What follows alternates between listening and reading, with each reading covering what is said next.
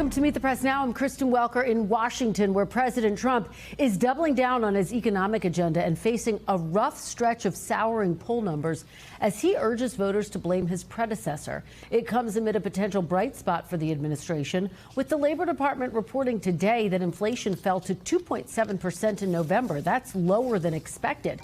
The data comes with a few caveats. It was collected later than normal because of the government shutdown, and economists warn that it may reflect temporary holiday discounting.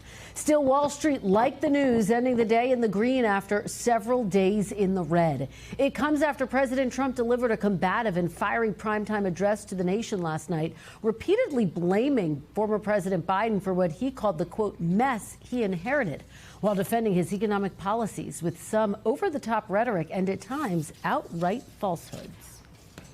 Here at home, we're bringing our economy back from the brink of ruin.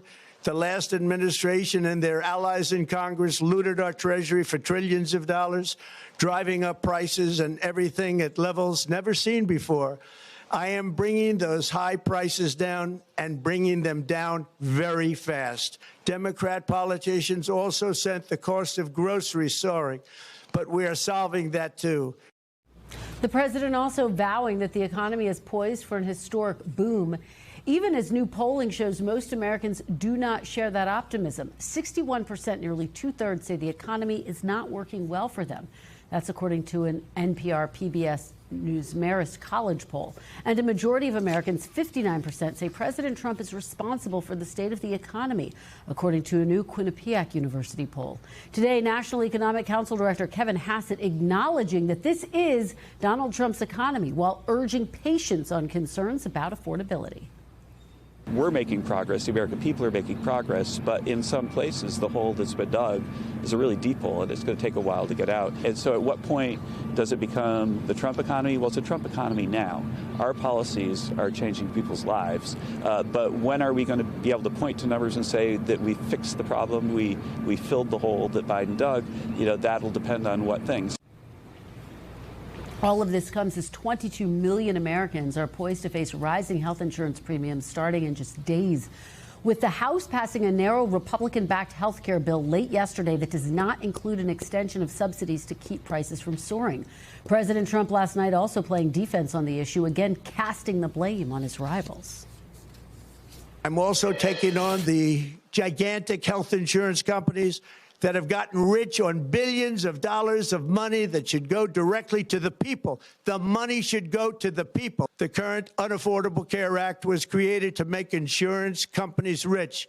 It was bad health care at much too high a cost.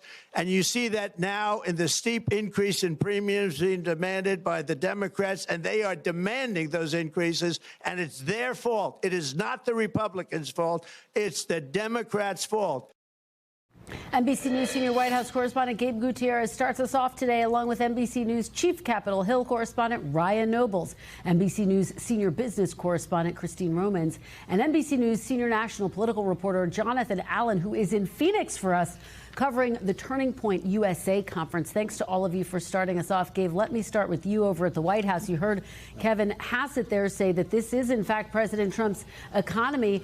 Is that what we can expect to hear coming out of the White House? President Trump, of course, is going to be on the trail in North Carolina tomorrow. Well, Kristen, it's a very interesting way to put it, right? The president on the campaign trail said that he would fix prices basically on day one. Well, now nearly a year into his second term, that still hasn't exactly happened, at least on many fronts. So what we're hearing from the White House right now is that, look, give us time. We were left with such an incredible mess by the previous administration, and we are trying to fix that. Of course, this all comes as the president tries to convince Americans and ease their economic anxieties, again, nearly a year into his second term. The question will be, will Americans think he's doing this quickly enough, and how will it pan out over the next year, Kristen? Yeah, I think you're absolutely right about that. It was notable last night. President Trump touted his vision for health care amid this feud on Capitol Hill, this ongoing battle about how and whether to extend Obamacare subsidies. And President Trump saying that he supports a plan, he said this before. He reiterated it last night that would give payments directly to Americans. Right. What he has not done, Gabe, is to roll out an actual codified health care plan. Do you have any sense that that's going to happen in the new year? Look, it's squishy at this moment, to say the least, Kristen. What we're hearing from the president now is a very populist message, right? That he wants Americans to have this money themselves. He's railing against Obamacare. You heard him in his speech last night refer to the Affordable Care Act as the Unaffordable Care Act. We expect to hear that messaging quite a bit more and more, and essentially blaming Democrats for rising health care premiums. But even though Republicans yesterday passed that health care plan in the House, it's likely dead on arrival in the Senate. And that plan does aim to have self-employed people and small businesses buy health care coverage through associations, kind of that messaging that the president wants people to use healthcare spending accounts and not rely on Obamacare. But critics say that he really, and the Republicans, have not offered enough of an alternative, especially when there's 22 million people, Americans, see their healthcare premiums rise at the start of next year, Kristen. And Gabe, you know, President Trump, as I mentioned, is going to travel to North Carolina tomorrow. Any idea of what his message will be? A lot of people were surprised last night he didn't mention Venezuela. It was really an economic-focused message. Do you anticipate we'll see that same focus in North Carolina tomorrow night?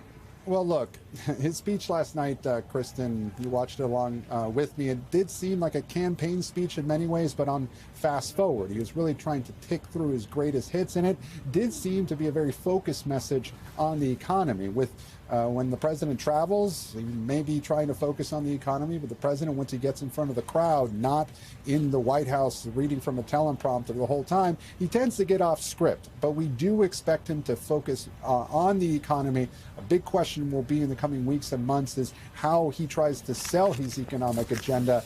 He seems to not have an affinity for the word affordability, something that he views as Democrats trying to appropriate. But we do plan or do expect to see him try to sell his economic agenda in the coming months. And that speech he will give tomorrow in North Carolina. He was asked about that today as well, Kristen. All right, Gabe Gutierrez for us at the White House. Gabe, thank you so much. Ryan Nobles, let me head over to you on the other side of Pennsylvania Avenue. So there has been a lot of activity there, Ryan, but now lawmakers poised to get out of town after failing to extend health care subsidies. Is there basically no hope left that there can be a deal?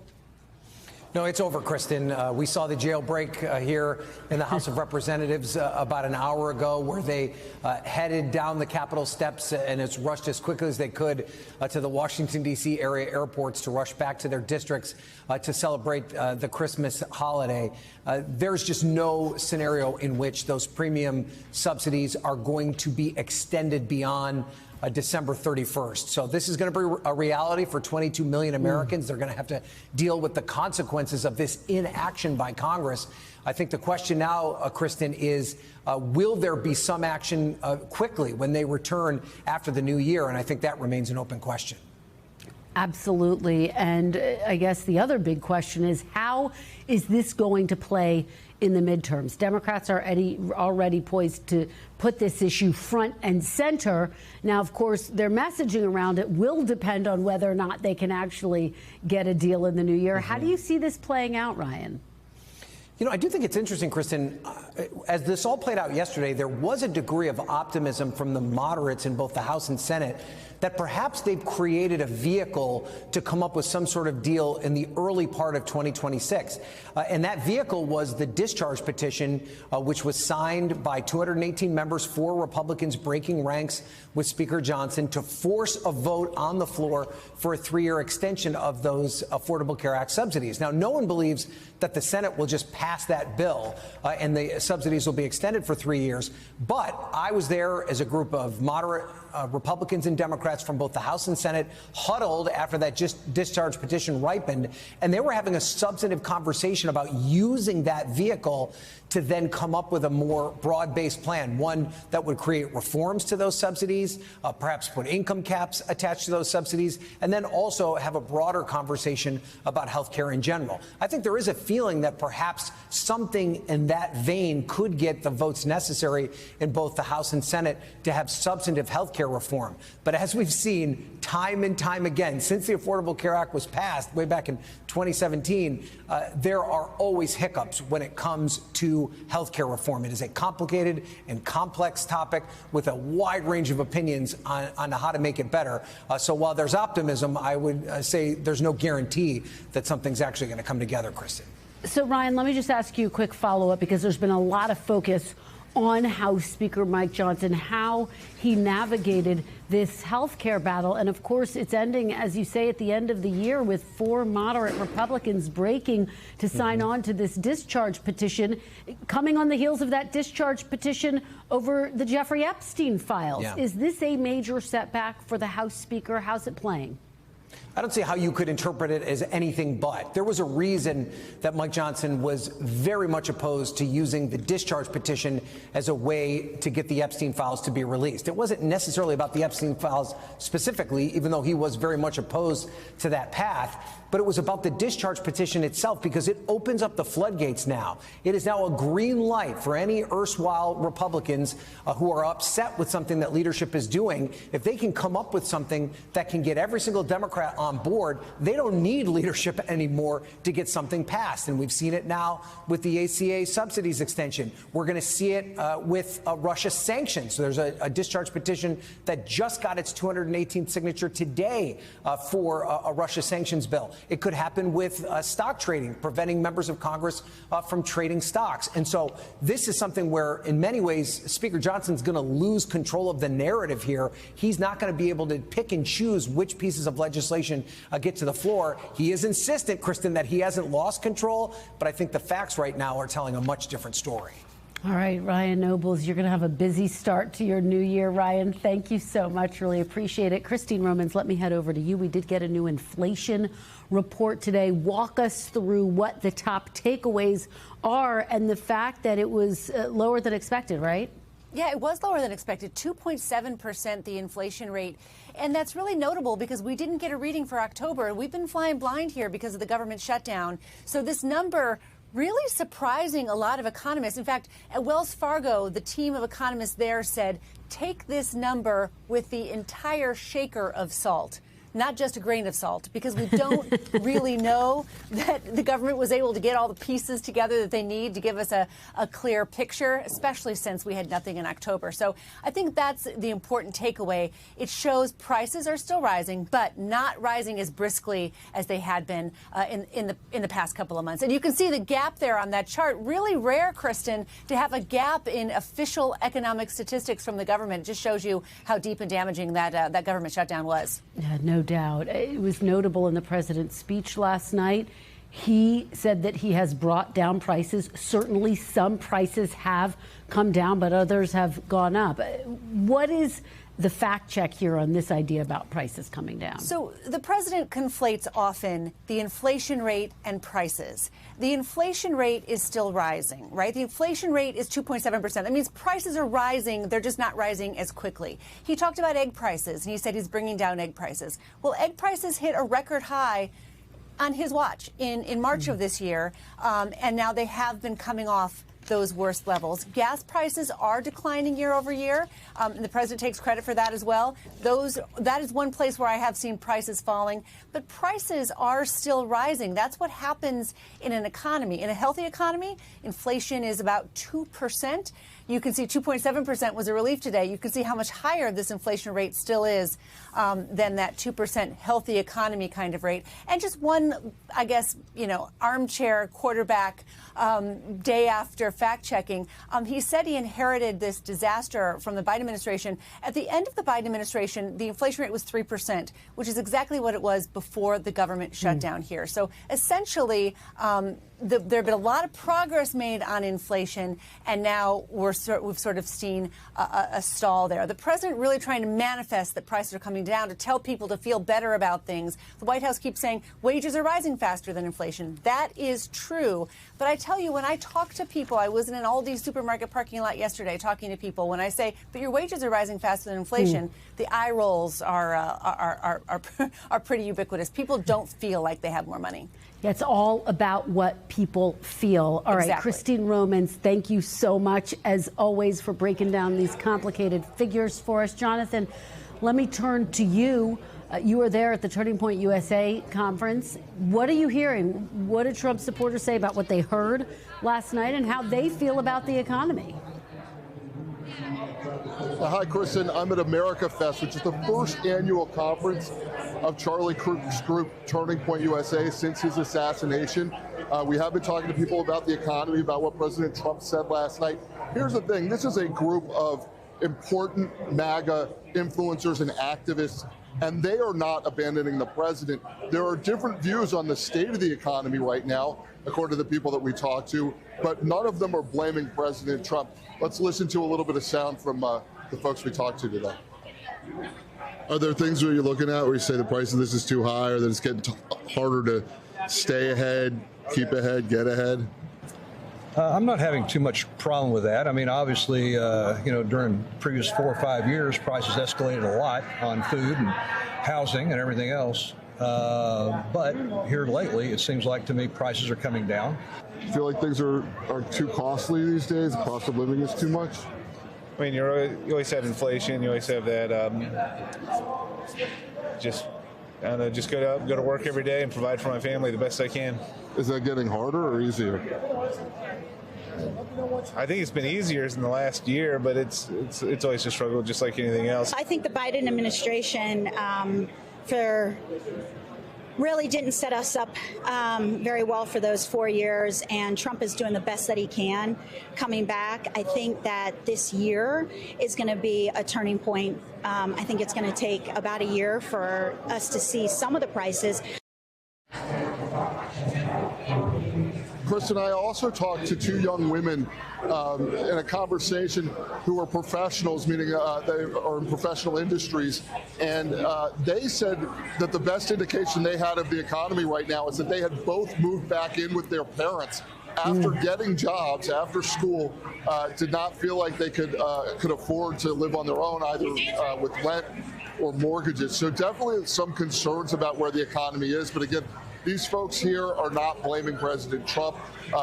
They are going to hear from a whole number of people, luminaries, who are going to talk to them about how great they think President Trump is, including Erica Kirk, Tucker Carlson, Donald Trump Jr., Vice President Vance. And so this is a conference where there's going to be a lot of energy and a lot of pushing to get folks activated for those midterm elections that you and Ryan were talking about earlier. And John, really quickly, what exactly are you going to be listening for in all of those speeches? I'm going to be listening for where the MAGA movement is headed without President Trump, where it's going to be headed after President Trump. And of course, there are a lot of controversial policies he has, whether it's H-1B visas, what's going on in Venezuela right now. Where is this movement headed? I think we'll get some indication of that from some of the speakers. All right, John, great interviews. Thanks for bringing all of that to us. Really great coverage. We appreciate it. Coming up, Health Secretary Robert F. Kennedy Jr. announces a major crackdown on transition-related care for young transgender people, as the administration also pulls funding for the American Academy of Pediatrics. Plus, the U.S. military strikes again without congressional authorization, carrying out a 26th attack on an alleged drug boat, as the president ratchets up his military pressure campaign against Venezuela. Stay with us. There's a lot ahead. You're watching Meet the Press Now.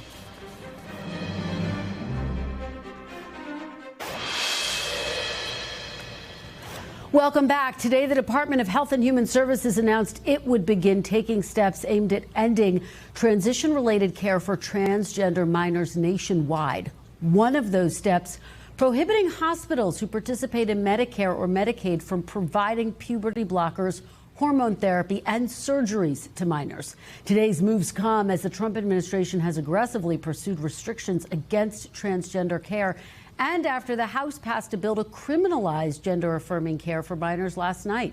Earlier this year, the Supreme Court upheld state laws banning transgender care for minors. And today, Health and Human Services Secretary Robert F. Kennedy Jr. waved off concerns about any potential lawsuits. Take a listen. The number of lawsuits with my name on it right now is almost beyond counting. So we got everything that we do here.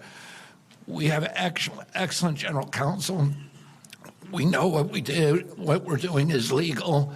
And if people sue us, they're welcome to, but we're going to win the lawsuits. Meanwhile, the Department of Health and Human Services announced yesterday it was terminating grants to the American Academy of Pediatrics, which sued Secretary Kennedy over vaccine policy. Joining me now is NBC News medical reporter Erica Edwards. Erica, thanks so much for being here. So the HHS announcement is focused on regulation around Medicaid and Medicare funding. Talk about why this is an effective mechanism from the department's perspective, they believe, to address this issue. Hi, Kristen. So the folks I've talked with said that this is really the only way the administration can make such changes without going through Congress and having to pass a law to cut funding. What's also really notable here is the change to who should be included under the Rehabilitation Act of 1973, right? That was the first major law banning discrimination against people with disabilities. Instead of including a group this time, this proposal is actually excluding transgender people from that Civil Rights Act. Kristen? So how else is the administration targeting transgender-related care for minors in today's announcement, Erica? Yeah, HHS has also said it's issuing warning letters to 12 manufacturers and places that sell breast binders. These are devices used for people who have undergone surgery for breast cancer. HHS wants to make sure that these devices are not used for people going through gender dysmorphia. Kristen? Well, we also heard officials talk about transgender identity as an ideology. What are the implications of that? Right. So, transgender adults have actually been targeted from day one of this Trump administration's second term, barring transgender people from updating their passports, removing all mentions of transgender people from government websites, as well as barring transgender people from athletic events. Kristen? And could this have an impact on transgender health care across the country? It could. Nearly 24 hospitals have already stopped providing this kind of care, and now the remaining ones are likely to stop as well. So if you look at sort of the trans care landscape across the country, we're left with doctors in private practice. So that means only families who can afford to access that kind of care or to travel to those doctors are really going to be the only ones able to access that care moving forward. Kristen? All right, Erica, thank you so much for your reporting. We appreciate it. Joining me now is Dr. Peter Hotez, co-director of the Texas Children's Hospital Center for Vaccine Development and dean of Baylor University's School of Tropical Medicine. Thank you so much for joining us, Dr. Hotez. We really appreciate it. So let's start by just getting your reaction to a different issue, which is the grant cuts to the American Academy of Pediatrics, or the AAP. What kind of impact do you think that might have? Yeah, I mean, when you look at the grants that are actually being cut, I mean, tell me what you're against. I mean, it's supporting addressing birth defects, fetal alcohol syndrome, newborn hearing screening. I mean, this is about as mom and apple pie as you get. So why they're doing this certainly is not grounded in biomedicine or evidence-based science.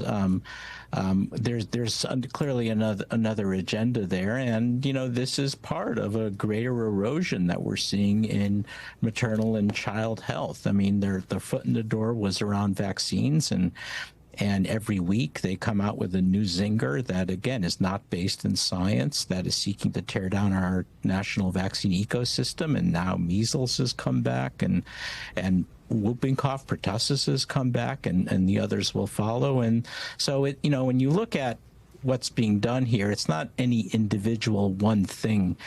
It's this steady drumbeat of actions that are clearly detrimental to the health of America's children. When you talk about why this may have been done, we do know that the American Academy of Pediatrics sued Secretary Kennedy over just that, his vaccine policy. Do you think that this may be retaliation? Well, it certainly could be, and the timing would suggest that that's a real possibility. Although when you look at the grants that are being cut, I don't I haven't seen any specifically related to vaccines. As I say, it's something that I think any American would agree upon. Meaning birth defects and newborn hearing screening and fetal alcohol syndrome, and who doesn't want to do something about this? So if it is out of spite or is in retribution, it's doing it at the cost of the health and welfare of America's children. We've talked to a number of doctors, former CDC officials, who say that people should look to their pediatricians, their professional medical organizations for advice about vaccines and public health. Is that how you see this moment? And what does that mean about the public's faith in institutions like the CDC? Well, unfortunately, and it's if you tell me a year ago, I'd be saying this, that we can no longer depend on the Centers for Disease Control, or for that matter, I think FDA and maybe other agencies to do what's best for the American people. It's all about ideology, and so we've never been in this situation before where we can't count on the federal government for reliable information. So I think everyone is scrambling to figure out what makes up the gaps, and the American Academy of Pediatrics clearly has taken a lead to try to help fill some of those gaps. My colleagues Mike Osterholm and Bruce Gellin have created this vaccine integrity project out of CIDRAP, a policy center based at the University of Minnesota. You're starting to see now coalitions of states band together to compare notes to create this need for a parallel entity. So there's now a coalition of northeastern states, including Massachusetts, New York, Connecticut, New Jersey. You're seeing western states band together, and it's all to try to figure out what you do given the collapse in the intellectual and scientific integrity of the Centers for Disease Control and other agencies soon to follow. And Dr. Hotez, let me just switch gears here and ask to get your reaction to the administration's announcement today is aiming to crack down on transition-related care for minors. What do you think the implications of this are? Yeah, this one, Kristen, is not in my expertise. I try to stay. I create a big lane around vaccines and autism and research on infectious diseases. I'm a pediatrician scientist developing new vaccines, so it's hard to know. But I think what we have seen is this broader assault against the health of America's children, and ideology is put in front of all of that, and we've never done that as a country. We are a nation built on the greatness of our research universities and medical schools and academic health centers, and we've always deferred to those entities with great success. So why now put on this whole new MAHA agenda, which is first and foremost decides what the agenda is, and then tries to manipulate the science or gaslight the American people into thinking that things are not science-based, and it's so self-defeating for the country. All right, Dr. Peter Hotez, thank you. We always appreciate your perspective and expertise. Appreciate your joining us. Thank you. Turning now to some other health and medical news today, President Trump signed an executive order easing some restrictions on marijuana. The executive order stops short of fully legalizing marijuana. Instead, it reschedules it from a Schedule I to a Schedule III controlled substance for medical uses.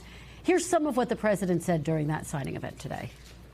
For decades, this action has been requested by American patients suffering from extreme pain, incurable diseases, aggressive cancers, seizure disorders, neurological problems, and more, including numerous veterans with service-related injuries and older Americans who live with chronic medical problems that severely degrade their quality of life. Hopefully this reclassification, which, by the way, polls at 82%, will help many of those patients live a far better life. A senior administration official says the goal is to remove barriers to research and improve medical marijuana and CBD research to better inform patients and doctors.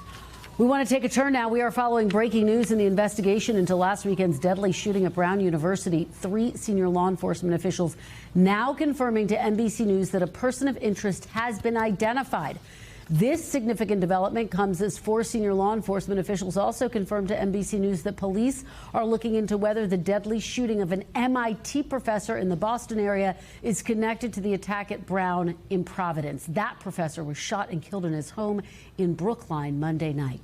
2 days after a shooter opened fire in an academic building at Brown, killing 2 students and injuring 9 others. Joining me now, NBC News national law enforcement and intelligence correspondent Tom Winter, as well as Jim Kavanaugh. Thanks to both of you for being here. Tom, let me start with you. What is the latest on this breaking news that you can share? What are you learning from your sources? Yeah, sure, Kristen. Incorporating the reporting of my colleague Jonathan Deans, law enforcement in New England, is right now looking at a possible person of interest in connection with the Brown University shooting. As NBC News reported earlier today, there's a possible connection that they're exploring and trying to determine whether or not the MIT shooting and the Brown shooting are in fact connected. So that's something that that they're definitely trying to determine at this hour. This has been a fast-moving investigation that has only accelerated in the last 18 hours. And so right now, law enforcement is in the process of doing the things they need to do to investigate a crime. And look, I want to be clear. There's been a number of individuals whose names have come up that law enforcement has felt were promising leads over the past couple of days, and then they turned out not to be true, including the taking into custody of a person of interest on Sunday. But this person of interest that they now believe could be responsible for that Brown University shooting is somebody that they're currently actively investigating, as you can imagine, running all the evidence to ground. And so this is definitely a fast-moving investigation here tonight. Tom, do you think we'll hear from authorities by the end of the day? Yeah, so the indication from authorities in Providence and local police in Providence is that they still do hope to have a press conference later today. But right now, the timing of that is really up in the air, and we just don't have a lot of details as far as how that might all kind of come to fruition. And Tom, quickly, before I get to Jim Kavanaugh, talk a little bit. We've focused a lot this week on the mass shooting at Brown University, but give us a few more details, what you're learning about that shooting at MIT. Who was this professor, and what's the latest that you've heard about his killing? Yeah, so we really have very limited details. We know this morning that some information was transmitted by law enforcement about a piece of evidence in connection with this particular death. This individual is a person who is a professor of nuclear fusion technology. That's not fission, what's typically used in a reactor or in a weapon, as well as plasma research. We're talking about some of the most brilliant research that occurs in the arena of nuclear physics, a member of MIT. So, you know, this is really something, Kristen, that is kind of befuddled authorities, and something where I think, you know, in the course of this investigation, initially they said this is something where, you know, they didn't see any evidence that tied the two together. I think over the last 24 hours, there's been a couple of things that they've looked at to see whether or not the killing of Nuno Loureiro is something that they should be looking into further in connection with Brown. All right, let me head over to Jim Kavanaugh on NBC News, law enforcement analyst. Jim, thank you for being here. Let's talk about first this new development, the fact that, according to Tom, authorities have now identified a person of interest. How significant is that, given that we are 6 days into this investigation? Well, what happens on these cases, Kristen, is you get a whole lot of suspects that arise, or people of interest that arise, just like Tom described, just like the man that was in the hotel that had 2 handguns and maybe a 30-round magazine, and he was in the area of Brown University, and they received a tip about him, so they had to check him out.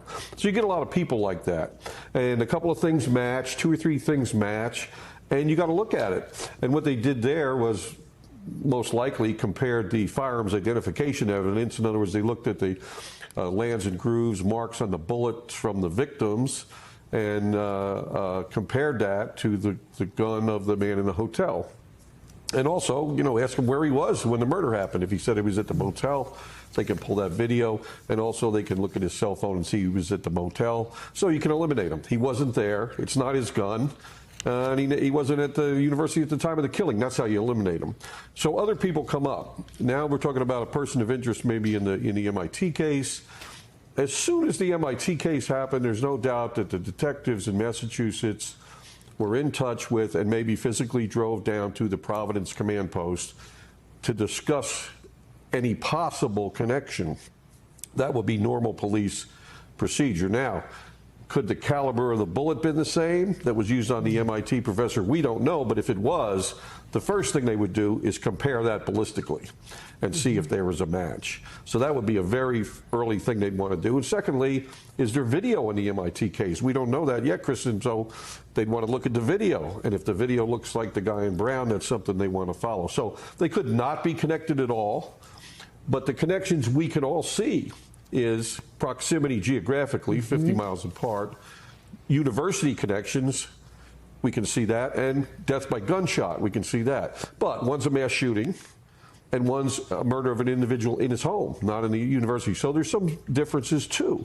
So top investigators, they'll understand all that. Don't go down the rabbit hole. Don't get tunnel vision. Always operate from a foundation of facts to get to the next step. If they're linked, though, it gives you a whole lot more leads to follow and a whole lot more things to pursue. And we've caught many people over the years, bombers and killers and snipers, Kristen, because they wouldn't stop their killing or bombing or whatever, and we get more leads, more evidence, and eventually get them. So whether or not these two are linked, we'll have to wait and see what the authorities said. But I think they have the Joint Operations Center in Providence now up and spinning right, which they didn't have in the first few hours, which it's really hard to get that right. You know, you're dealing with so many things, so many victims and people injured. So, but they have it now. So they're on their game now in Providence. Well, but Jim, let me follow up with you on that point, because big picture, does it set them back, or how much does it set them back that they had a person of interest in custody over the weekend? We were covering it on Meet the Press. Then that person was released hours later. Does that not waste precious time? Well, if your Joint Operations Center is set up and you have commanders who are experienced at major events, major cases, they would not have been so excited to have a person like that spin up. I can tell you in lots of those big cases, I've had 10 or a dozen people on the board in front of me, and if I described any one of them to you, why they were possibly the suspect, you'd say, well, that's got to be the guy. And it turns out none of them are the guy. So if you've been around a lot, if you've investigated a lot of major cases, you understand that happens. The connections to the guy in the hotel were probably, you know, a 30-round magazine and the same caliber pistol. Okay, and he's near Brown University. Okay, well, it's not that much, really. So you got to check it out forensically and physically. I used to say to agents and detectives, Kristen, when they would bang my command desk there and say, this is the guy, I'd say, prove it's not the guy. Put him somewhere else. Find out where he really was when the bombing or the murder happened, and then we'll know it's not him. So we'll have to see what they do. But I think they're steadier now. They're in a better position now to solve the case, both cases. Tom, let me head over to you for one final question. To that point, Jim's saying they are steadier now. They are in a better position. What are you going to be watching for in these next several, what will undoubtedly be urgent hours to find this person? A way of answering this question that's not going to get me in trouble, and I'm chuckling about it because, as you can imagine, Kristen, as you know all too well, there's a lot going on behind the scenes. Look, I'm actually not going to answer that question any further. This is such a sensitive investigation at this point. There's some pretty potentially interesting details of this case, and I just don't want to be in a position, this individual, if it turns out that it's the person that's responsible for the Brown University shooting and they're convicted, and also if they happen to be responsible for the MIT professor shooting, this is somebody that has already killed 3 individuals, and so this person, I think, can be considered dangerous at worst. And so I think that we really need to be a little bit cautious here in my reporting from here on out. All right, Tom and Jim, thank you so much. Please come back if you get any more information. We really appreciate it. We will continue to keep a close eye on the developments in the Providence manhunt, and we'll bring you any developments as we get them. Coming up next, sign of the times as the president tries to tackle rising prices. He's facing criticism for taking some cheap shots at his predecessors after installing highly partisan plaques about past presidents on the White House grounds. We'll delve into it with our panel. You're watching Meet the Press Now.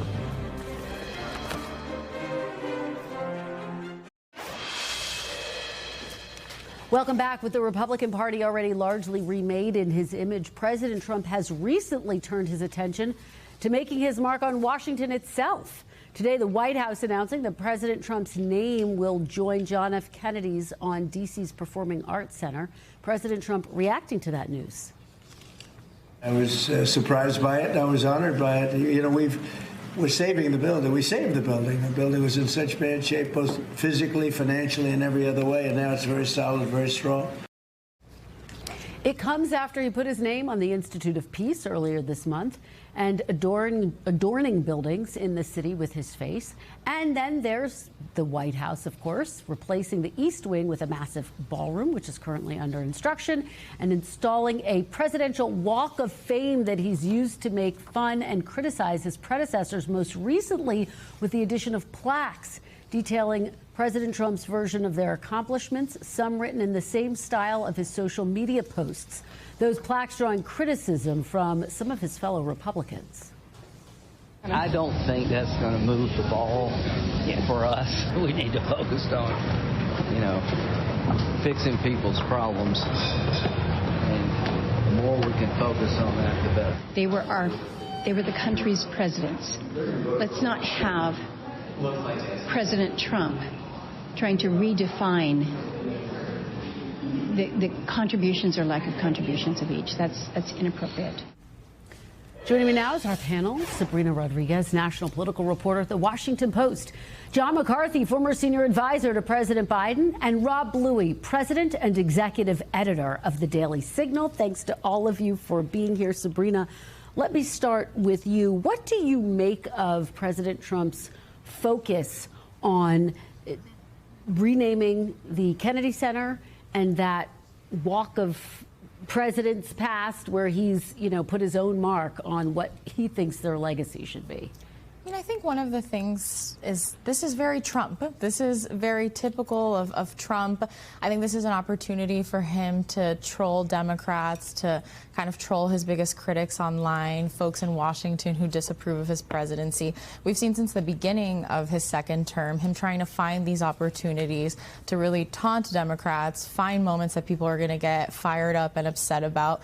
And we see the president really trying to, again, solidify his legacy as a type of cultural icon. Yeah. It's by doing things like that at the Kennedy Center. But when you look at something like that Presidential Walk of Fame, him having those very editorialized plaques, it's really, again, an opportunity for him to fire up his base. That's something that people love to talk about on social media, and kind of draw criticism from Democrats and prompt, again, conservatives saying that Democrats are too sensitive.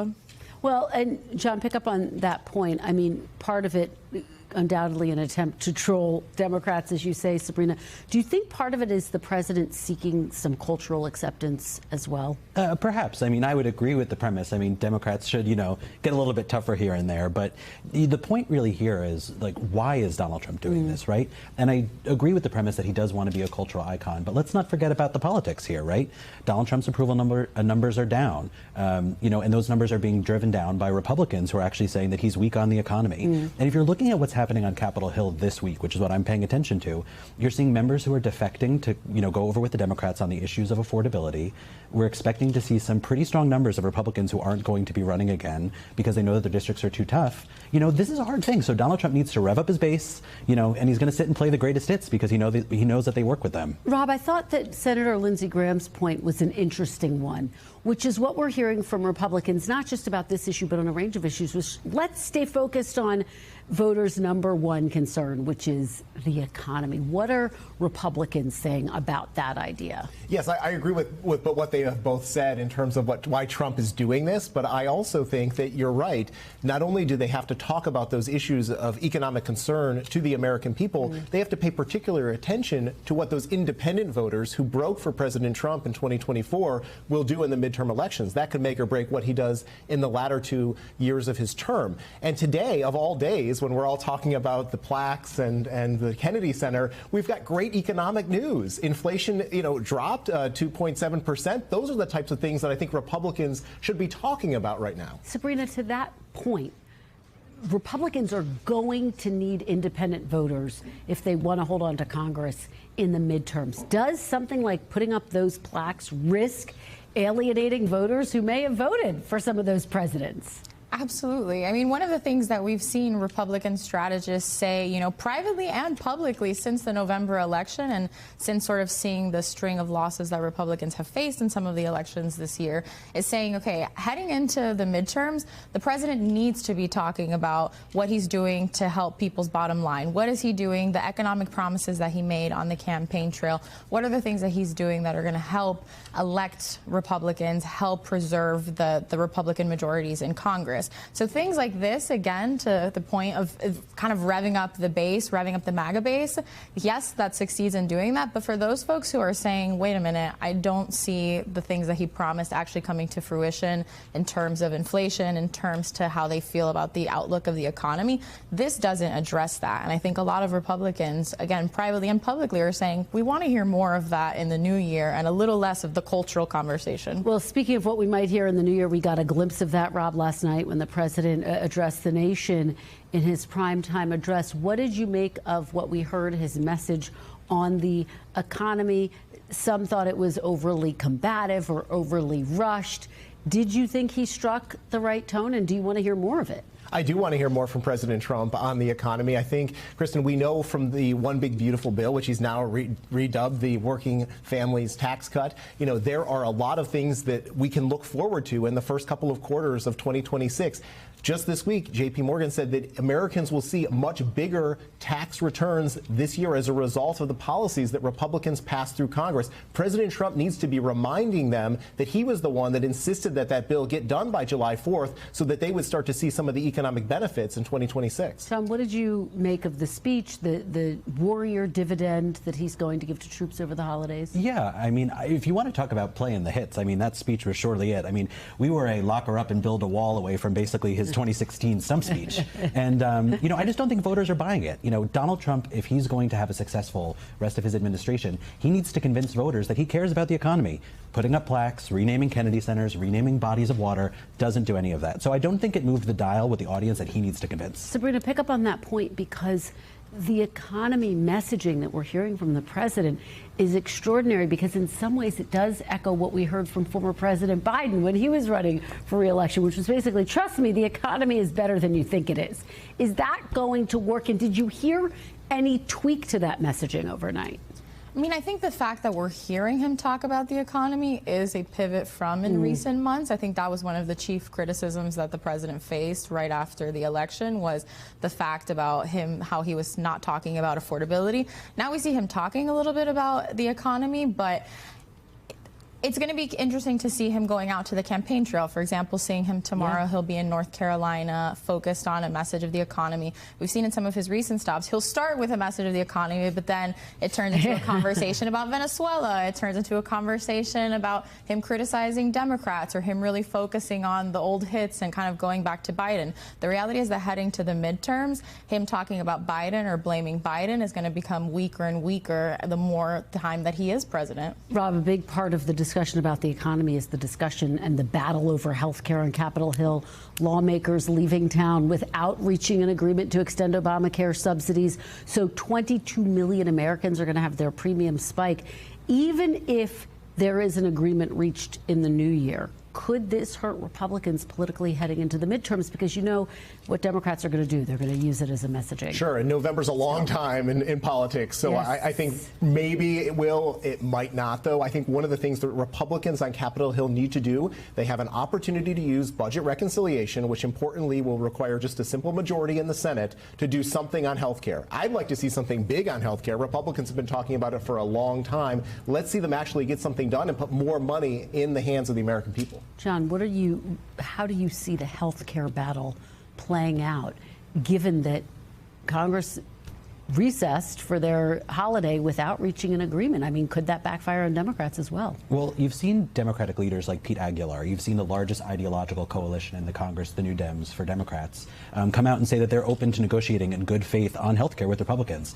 I think you'd be hard-pressed to find an American who feels that the quality of care equals what they pay. So this is an issue that both sides really do need to worry about. But I mean, the Republicans that are starting to open up the dialogue on this are the vulnerable swing district members. So this is a canary in the coal mine. This is going to be a much larger issue for Republicans than it is for Democrats. All right, guys, great conversation. Thank you so much. Really appreciate it, Sabrina, John, and Rob.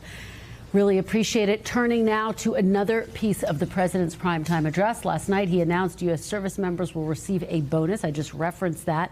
It's being branded as a warrior dividend. The president saying U.S. troops will receive a check for $1,776 or $1,776 in honor of our nation's founding, and saying those checks are already on the way. That one-time payment to an estimated 1.5 million troops is expected to cost about $2.6 billion.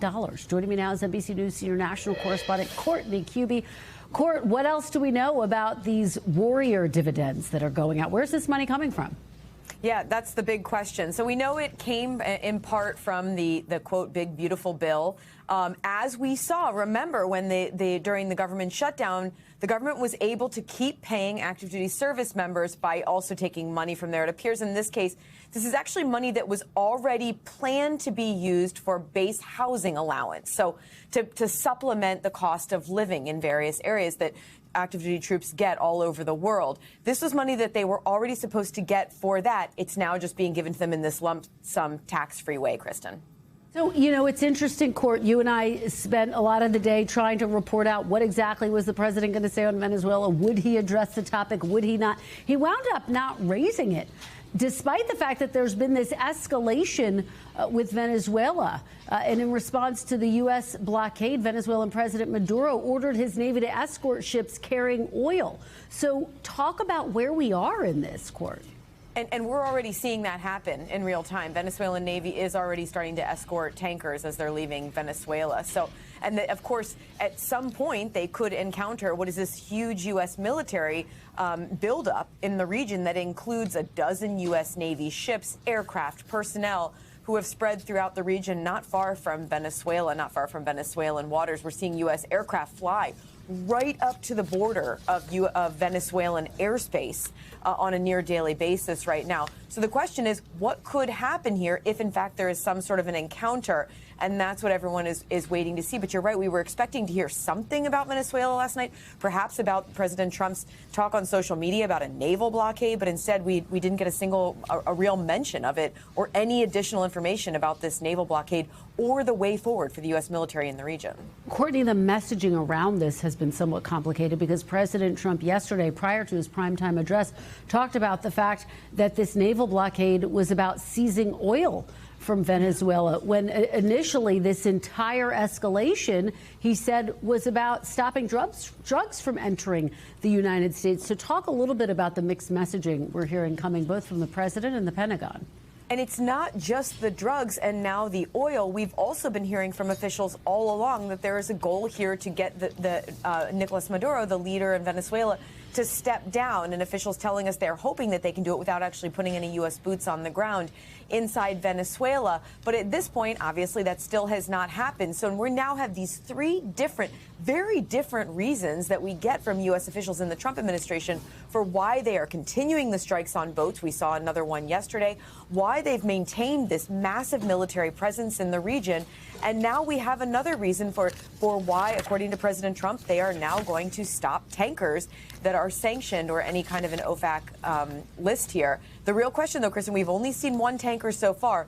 Will they continue to pull them aside? Will they continue to stop and seize them? And then who will do it? Will it be the Coast Guard again, or will the U.S. military get pulled into this? Those are all the things that we're all just waiting to see what happens at this point, because we didn't get any guidance from the president last night.